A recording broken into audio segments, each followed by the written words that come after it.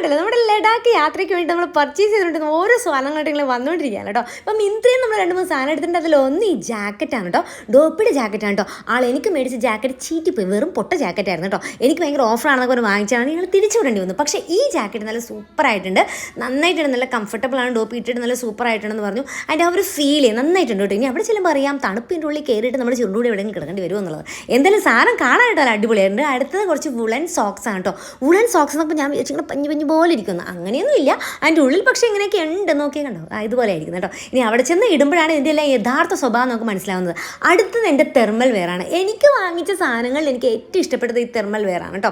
അപ്പം പിന്നെ ഒരു കാര്യം, ഇത് ഇങ്ങനെയുള്ള സ്ഥലത്ത് പോകുമ്പോൾ മാത്രമേ ഉപകാരപ്പെടുള്ളൂ. എന്നാലും ഇത് വാങ്ങാതെ അവിടെ പോയാൽ അവിടെ നിൽക്കാൻ പറ്റില്ലല്ലോ. അപ്പോൾ അവിടെ നമ്മൾ തെർമൽ വെയർ വാങ്ങി. എനിക്ക് കളറും ഇഷ്ടപ്പെട്ടു, അത് ഭയങ്കര സോഫ്റ്റ് ആയിട്ടുണ്ട് കേട്ടോ, അടിപൊളിയാണ്. ഞാൻ ഇട്ട് നോക്കിയില്ല, ഇനി അവിടെ ചെന്നിട്ടാണ് ഇട്ട് നോക്കാനായിട്ട് എങ്ങനെ ഉണ്ടെന്നുള്ളത്. അപ്പോൾ സാറമ്മോട് പറയണ്ടായിരുന്നു ഇത് സ്കിന്നിങ് ടൈറ്റായി കിടക്കണമല്ലോ, ഇത് അമ്മയ്ക്ക് അത്ര ആവില്ലെന്നൊക്കെ. എന്തായാലും നമുക്ക് ഇട്ട് നോക്കാം. ഞാൻ ലിങ്ക് നമ്മുടെ ഈ വീഡിയോയിൽ തന്നെ ഇത് ടാഗ് ചെയ്ത് കൊടുത്തേക്കാം. അപ്പം നാളെ കാണാം.